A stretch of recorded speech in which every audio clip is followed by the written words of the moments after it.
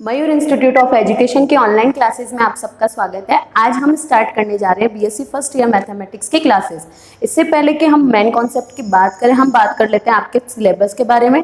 आपके total 3 papers होंगे। 3 paper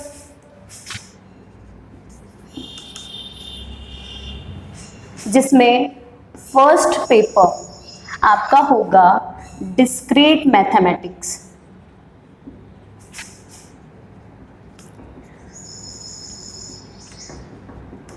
जिसे हम विविक्त गणित भी कहते हैं। और ये पेपर होगा आपका टोटल 40 मार्क्स का। सेकंड पेपर आ जाता है आपका कैलकुलस,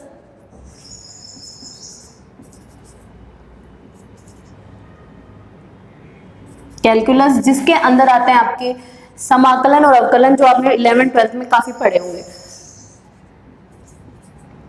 समाकलन व अवकलन, ये पेपर भी आपका 40 मार्क्स का होगा। थर्ड पेपर की बात करें तो थर्ड पेपर होगा आपका एनालिटिक ज्योमेट्री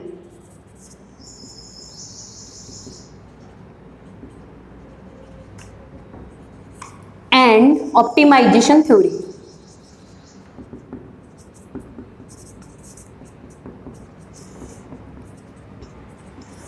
जिसके अंदर हम पढ़ते हैं 3 डायमेंशन स्पेस के बारे में तथा इष्टतमीकरण सिद्धांत के बारे में।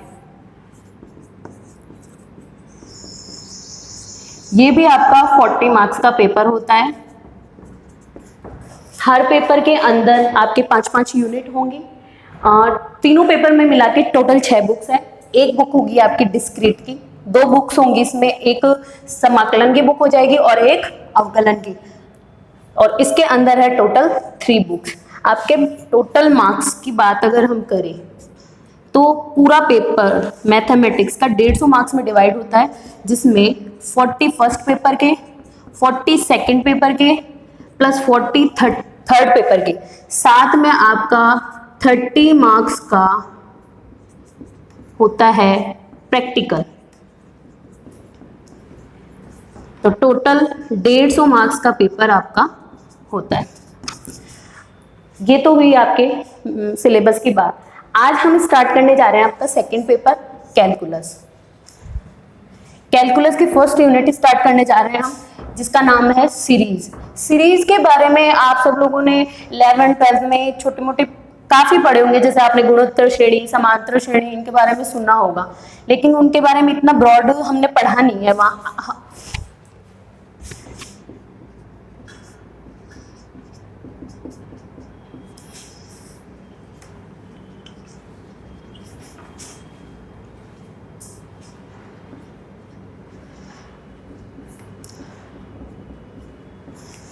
Unit first series.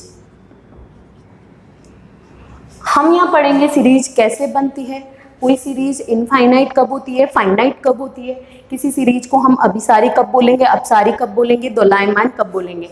Series start करने से पहले हमें मेन बेसिक पता होना चाहिए कि सीरीज का कॉन्सेप्ट आता कहाँ से है। सीरीज का मेन कॉन्सेप्ट आता है सीक्वेंस से। सीक्वेंस, जिसे हम हिंदी में अनुक्रम कहते हैं। अनुक्रम। अब बात आती है अनुक्रम क्या चीज है। अनुक्रम की मेन डेफिनेशन स्टार्ट करने से पहले हम एक एग्जांपल से समझते हैं। सबसे पहले कि जैसे आप लोगों ने फंक्शन के बारे में खूब पढ़ा होगा। फंक्शन आपके क्या होते हैं, 11th-12th में खूब देखे होंगे। फंक्शन बहुत टाइप के होते हैं, अलग अलग टाइप के। किसी भी फंक्शन को हम जैसे ए से बी सेट में डिफाइन करते हैं। ए और बी दोनों नॉन एम्प्टी सेट होने चाहिए, मतलब दोनों खाली नहीं होने चाहिए। साथ ही इसको हम प्रांत बोलते हैं फंक्शन का, और इसको हम बोलते हैं सहप्रांत। और आपका फंक्शन कुछ f of x is equal to Y type से, इस टाइप से डिफाइन होता है, वेयर x बिलोंग करता है आपका a सेट में से व y बिलोंग करेगा आपका b में से। ठीक है। तो इस तरीके से आपने फंक्शन खूब पढ़े होंगे। और जैसे कि एग्जांपल देखें तो फंक्शंस की f of x is equal to x square एक टाइप का स्क्वायर फंक्शन है, f of x is equal to mod of x mod function है, f of x is equal to c ये constant function है। तो इस type के functions आपने खूब देखे होंगे। अब हम बात कर रहे हैं अनुक्रम की। तो अनुक्रम में कौन से फंक्शन की बात, अनुक्रम एक तरीके का फंक्शन ही है। एग्जाम्पल हम लेते हैं इसका, x एक आपका फंक्शन है जो नेचुरल नंबर के सेट से R पे डिफाइन है। Natural number 1 2 3 4 and so on. Real number -infinity to infinity. Real number के अंदर आपके natural number, whole number, rational number, irrational number सब नंबर इंक्लूड्स हो जाते हैं। और आपका फंक्शन डिफाइन है xn is equal to -1 raise to the power n upon n से। x आपका नोटेशन फंक्शन का f भी यूज कर सकते हैं, x भी यूज कर सकते हैं, नोटेशन से कोई खास फर्क नहीं पड़ता। स्टैंडर्ड फॉर्म में फंक्शन का नोटेशन f दिया जाता है। यहाँ हमारा फंक्शन x से डिफाइन है तो यहाँ फंक्शन का नोटेशन हम x लेकर चल रहे हैं। आपका एक फंक्शन है x n से r में डिफाइन है और वो फंक्शन की वैल्यू क्या दी हुई है ये। तो अब हमें बनाना है अनुक्रम। अनुक्रम कैसे बनाएंगे हम, सबसे पहले n की वैल्यूज कहाँ से आएंगी, नेचुरल नंबर से। ये n बिलोंग करेगा नेचुरल नंबर के सेट में। नेचुरल नंबर की वैल्यू 1 2 3 एंड सो ऑन। तो मतलब हम n की अलग अलग वैल्यूज ले सकते हैं 1 2 3 4 5 6। सबसे पहले हमने लिया let n is equal to 1। सबसे पहले हम बात करते हैं n इज इक्वल टू 1 के लिए। तो सबसे पहला इसको हम इक्वेशन नंबर 1 दे देते हैं। तो इक्वेशन 1 से x1 n की जगह हम पुट करेंगे 1 इज इक्वल्स टू -1 की पावर 1 अपॉन 1। -1 की power 1 -1 upon 1 which is equal to -1। तो x1 की वैल्यू क्या आई आपके -1। अब n बराबर 2 रखेंगे तो ये हो जाएगा नोटेशन x2 -1 का स्क्वायर अपॉन 2। -1 का स्क्वायर हमेशा 1 होता है और नीचे 2। तो सेकंड टर्म आपकी आई 1/2।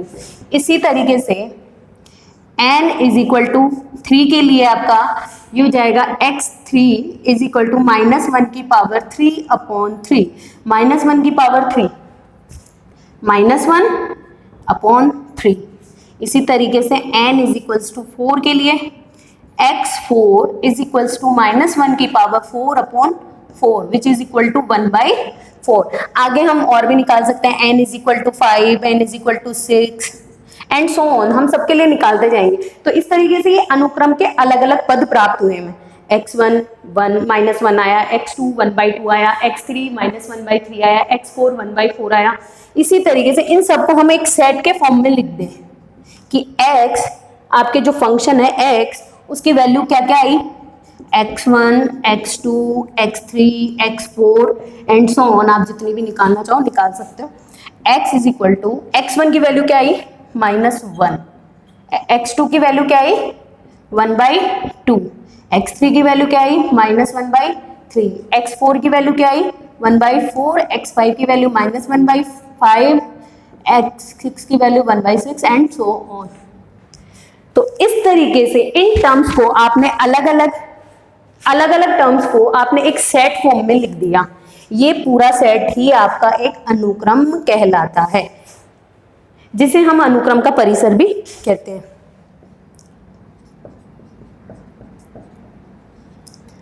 अब ये तो बात हुई आपके एग्जाम्पल से। अब अगर हमें एग्जाम में इसकी मेन डेफिनेशन पूछी जाए तो डेफिनेशन क्या होगी अनुक्रम की,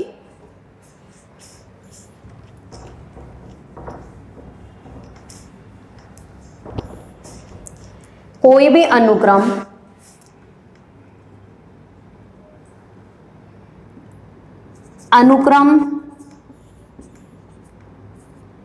एक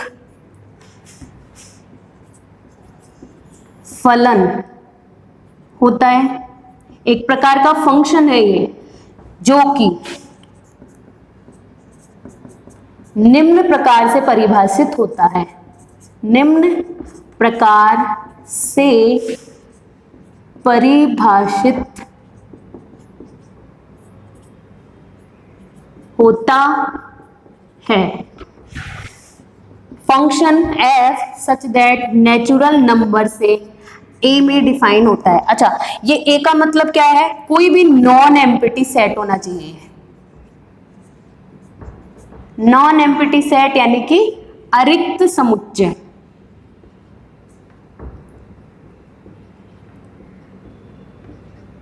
अरिक्त मतलब जो खाली ना हो, मतलब इस सेट के अंदर कोई ना कोई एलिमेंट जरूर आना चाहिए, ये खाली नहीं होना चाहिए। और मैथमेटिकल लैंग्वेज में इसको a is not equal to 5 इस तरीके से भी लिखते हैं। 5 का मतलब सेट के अंदर कुछ भी ना हो, और हमें लेना है सेट के अंदर कुछ ना कुछ होना चाहिए, अतः a 5 के बराबर नहीं होना चाहिए। तो इस फंक्शन को ही, इस तरीके से डिफाइंड फंक्शन को ही हम अनुक्रम कहते हैं। अच्छा, यहां पर a की जगह अगर a किसी भी रियल नंबर का सबसेट हो, रियल नंबर्स के सेट का सबसेट हो, मतलब a आपका कहां से आ रहा है? रियल नंबर्स के अंदर से ही आ रहा है, तो ये फंक्शन आपका क्या बन जाएगा? फंक्शन n से r में डिफाइन हो जाएगा। तो इसको हम बोलते हैं रियल सीक्वेंस। सीक्वेंस का नोटेशन हम इस तरीके से भी देते हैं, इसको हम बोलते हैं रियल सीक्वेंस यानी कि वास्तविक अनुक्रम।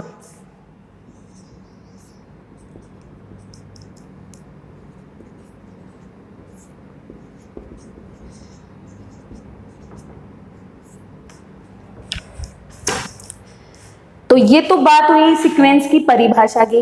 अब सीक्वेंस के प्रांत, परिसर और सहप्रांत क्या क्या होते हैं कि इस सीक्वेंस का अनुक्रम का प्रांत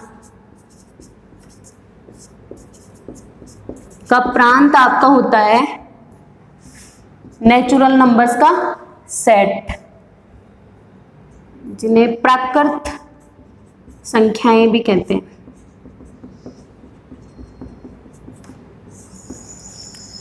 अनुक्रम का सहप्रांत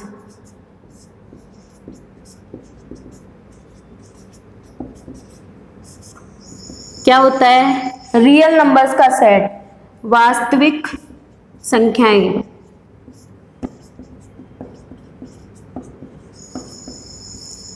अब बात करते हैं अनुक्रम के परिसर की।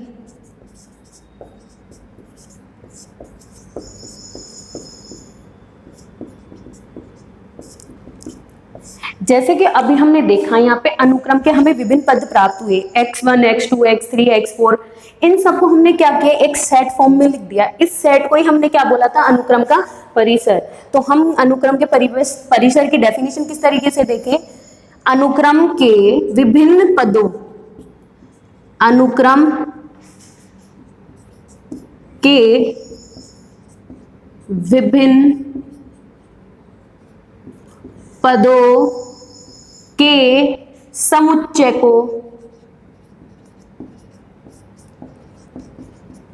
अनुक्रम का परिसर कहते हैं।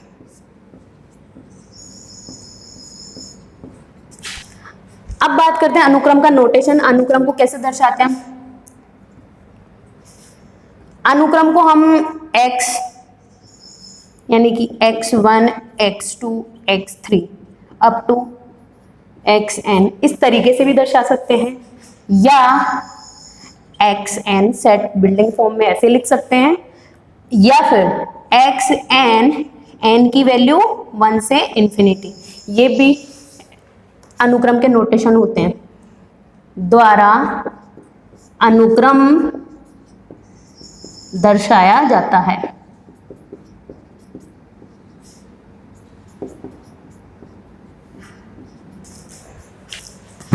ये तो बात हुई अनुक्रम की। अब हम हमारे मेन जो टॉपिक है सीरीज, उस पर आते हैं कि सीरीज क्या चीज होती है।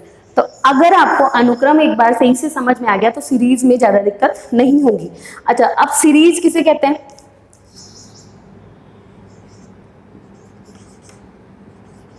सीरीज, जिसे हिंदी में श्रेणी के नाम से भी जाना जाता है। मान लिया जैसे आपने अभी अनुक्रम पढ़ा था, अनुक्रम के विभिन्न पदों को हमने x1, x2, x3, xn से दर्शाया था। अब हमने माना U1, U2, U3 and so on अनुक्रम के विभिन्न पद हैं।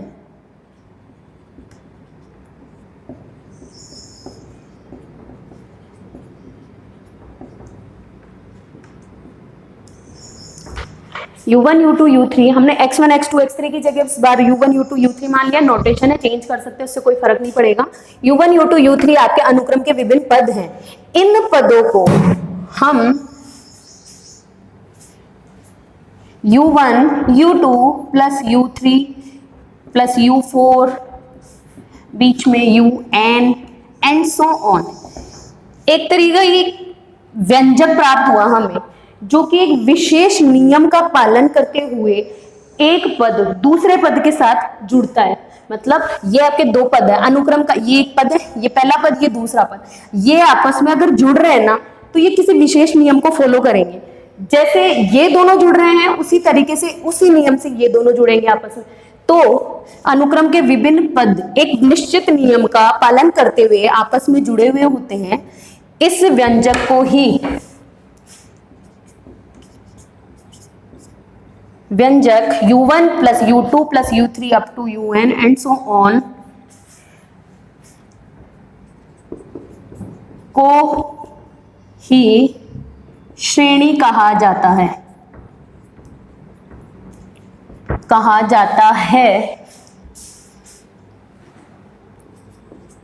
जहां अनुक्रम के पद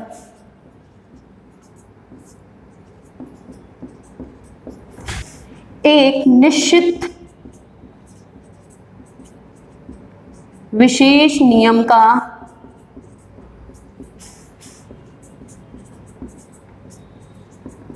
पालन करते हुए आपस में जुड़ते हैं।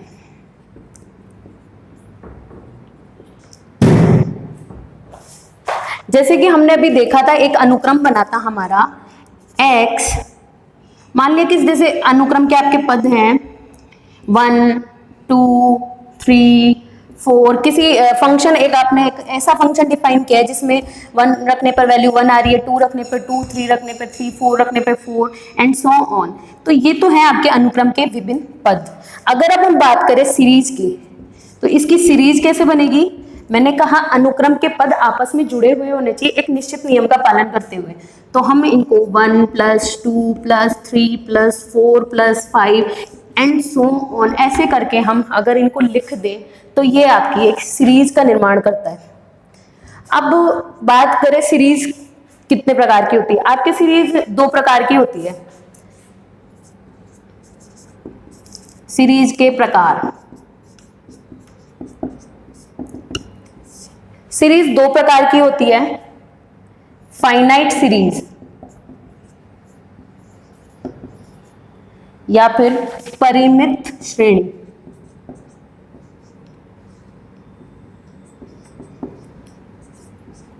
दूसरी होती है इनफाइनाइट सीरीज।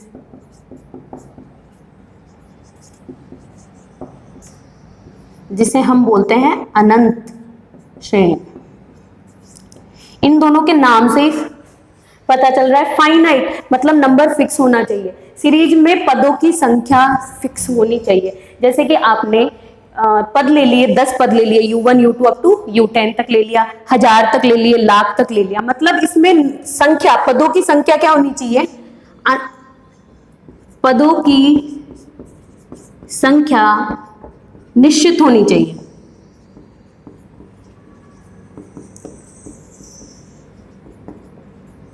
निश्चित हो, जरूरी नहीं है आप 10 ही पद लो, आप कितने ही पद ले सकते हो, लेकिन वो अपन गिन सके। जैसे कि आपने लिया U1 से U1000, U1 से U लाख तक ले लिया, करोड़ तक ले लो, चाहे कितनी भी ले लो, लेकिन ये फिक्स नंबर होना चाहिए। लेकिन इनफाइनाइट सीरीज के अंदर क्या होता है, आपके पदों की संख्या पता नहीं होती है, लास्ट मतलब कभी इसका एंड नहीं होता, अनंत पद आते हैं इसमें। आपको ये नहीं पता होता है कि इसमें लास्ट पद कब आएगा। ये सीरीज चलती रहती है, इसका कोई एंड नहीं होता, इसलिए हम इसको अनंत श्रेणी कहते हैं। फाइनाइट सीरीज को हम आपके जो सिलेबस के अंदर है वो इनफाइनाइट सीरीज ही पढ़ेंगे हम, फाइनाइट सीरीज के बारे में नहीं पढ़ेंगे। आगे हम जितनी भी बात करेंगे इनफाइनाइट सीरीज की ही बात करेंगे। अच्छा, अब इनफाइनाइट सीरीज ले ली आपने, एक इनफाइनाइट सीरीज ले ली। इनफाइनाइट सीरीज है जिसके अंदर कितने पद होने चाहिए? अनंत। u1 u2 u3 up to un plus 1, और आगे आपको नहीं पता कितने पद हैं, कितने भी आप ले सकते हो। इनफाइनाइट अनंत पद होने चाहिए। ये एक आपकी अनंत श्रेणी है। इसके n पदों का योग Sn द्वारा प्रदर्शित किया जाता है। n पदों का योग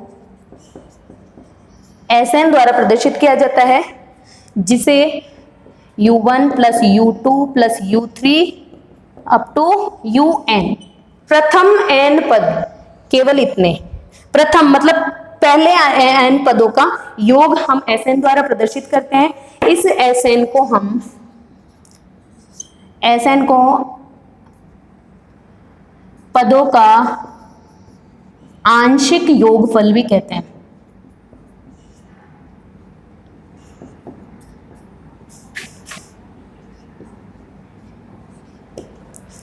आगे की सीरीज में ये Sn बहुत ही इंपॉर्टेंट रोल निभाएगा। आपके n पदों का आंशिक योगफल भी कहते हैं। इस Sn का पूरी यूनिट में बहुत बड़ा रोल रहेगा, क्योंकि अब हम देखेंगे कि कोई श्रेणी कब अभिसरित होती है, कभी अपसारी होती है, कब दोलायमान कहलाती है। उसके लिए है हमें Sn निकालना आना चाहिए। तो अब हम बात करते हैं श्रेणी के अभिसरण की। Convergence of series.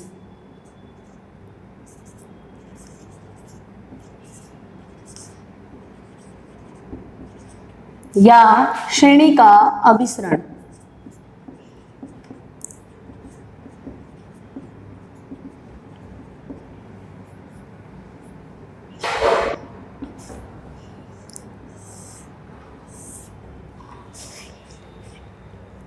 कोई भी सीरीज आपकी तीन तरह की हो सकती है, या तो अभिसारी होगी या अपसारी होगी, या फिर ना तो वो अभिसारी होगी ना अपसारी होगी। तो इस केस में हम उसको बोलते हैं दोलायमान।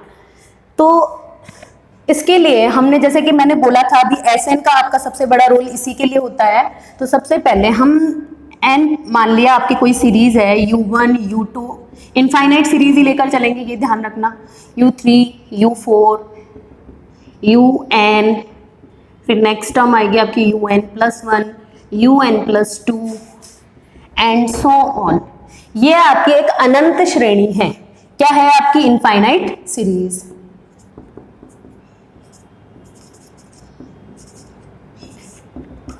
इसके प्रथम n पदों के योग को हमने बोला था Sn, u1 u2 u3 up to un। अब हमें क्या करना है?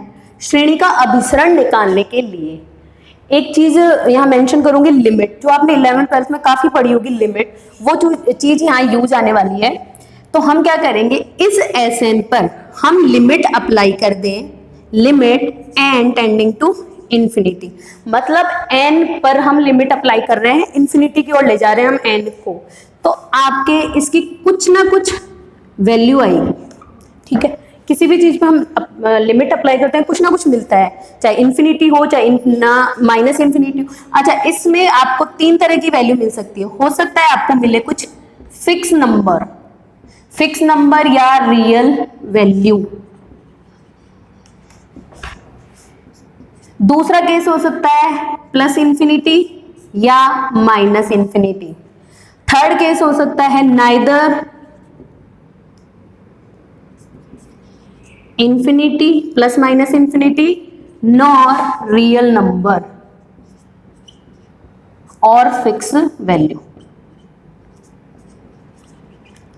आपने आंशिक योगफल निकाला n पदों का, उस पर लिमिट अप्लाई की, आपके वैल्यू आती है। तीन तरह की वैल्यू आ सकती है। हो सकता है आपके कोई फिक्स नंबर आ जाए, मतलब किसी भी चीज पे आपने लिमिट अप्लाई की और नंबर आ गए, जैसे 1 2 माइनस में प्लस में कुछ भी नंबर आ गया। तो इस केस में आपकी श्रेणी हो जाती है अभिसारी श्रेणी।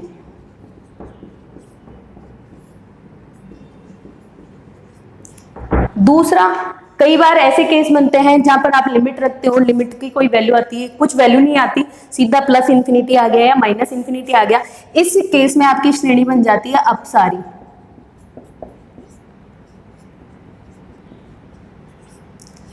अब कई बार आपने ऐसे केस देखे होंगे, स्पेशल केसेस लिमिट के, जिनके अंदर ना तो आपकी फिक्स वैल्यू आती है, ना प्लस इन्फिनिटी आता है, ना माइनस इन्फिनिटी।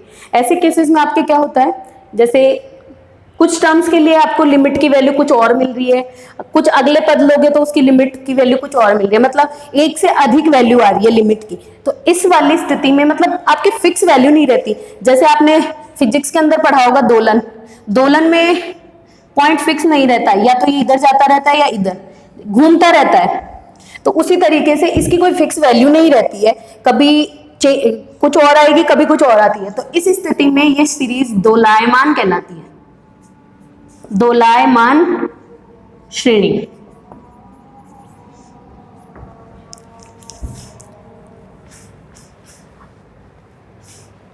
आओ हम इसको अब एक एक एग्जाम्पल से समझते हैं। सबसे पहले एग्जाम्पल लेते हैं हम, एग्जाम्पल फर्स्ट, बहुत ही जानी पहचानी श्रेणी, समांतर श्रेणी, जिसको आप 10th क्लास से पढ़ते आ रहे हैं।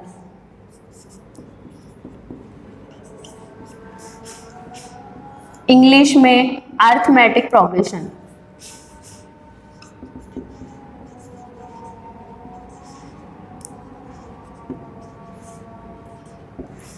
ये क्या होती है, आपकी सीरीज दी हुई है 1 + 2 + 3 + 4 + n एंड सो ऑन। यह आपके एक समांतर श्रेणी है जिसके प्रथम n पदों का योग, आपने 10th क्लास में एक सूत्र पढ़ा होगा कि n पदों के, समांतर श्रेणी के n पदों का योगफल, समांतर श्रेणी के n पदों का योगफल हम Sn से निकालते थे। Sn का फॉर्मूला क्या होता था, n + 2n × 2a + n - 1 × d/2। ये सिंपल सा फॉर्मूला होता था, जहां n आपको जितने पदों का योगफल निकालना है वो होता है, a आपका श्रेणी का प्रथम पद, यहाँ पर श्रेणी का प्रथम पद क्या है 1, और d सर्व अंतर, मतलब प्रत्येक दो पदों का अंतर कितना है, यहाँ 2 - 1 1, 3 - 2 1, 4 - 3 1, यानी यहाँ पे n की वैल्यू तो हमें n पदों का ही निकालना है। a पहला पद क्या है आपका 1 और d क्या है 1, तो अब निकालो n पदों का योगफल, Sn 1, सॉरी n की जगह रखना है n, 2 × 1 + n - 1 × d की जगह 1/2, n 2 + n - 1/2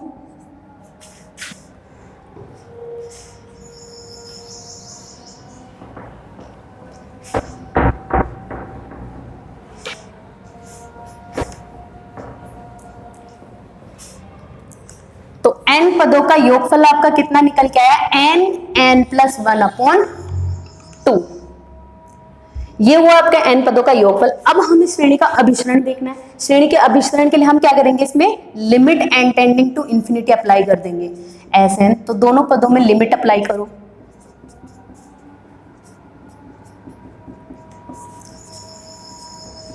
यहां n की जगह आप इंफिनिटी पुट करो, तो ये पूरा टर्म इंफिनिटी + 1/2, ओवरऑल ये सब मिलके क्या हो जाएगा आपका इंफिनिटी। अब मैंने 3 केस बताए थे, तीनों केसों में देखो ये कौन सा केस बन रहा है, हमें लिमिट अप्लाई की आंशिक पदों के योगफल पे, हमने limit n tending to infinity apply की और हमारी वैल्यू आ रही है इंफिनिटी, जो कि हमारा ये सेकंड केस है, क्योंकि इसमें हमने बोला था चाहे प्लस इंफिनिटी हो या माइनस इंफिनिटी। तो श्रेणी कैसी बन गई, अपसारी श्रेणी।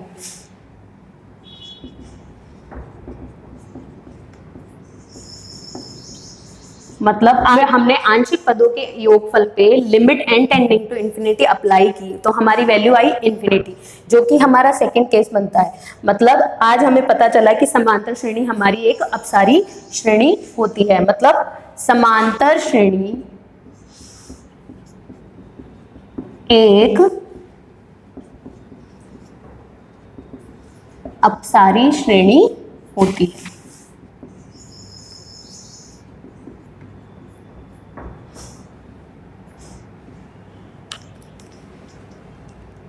तब तक के लिए वीडियो को लाइक करें, शेयर करें और चैनल को सब्सक्राइब करना ना भूलें। Thank you.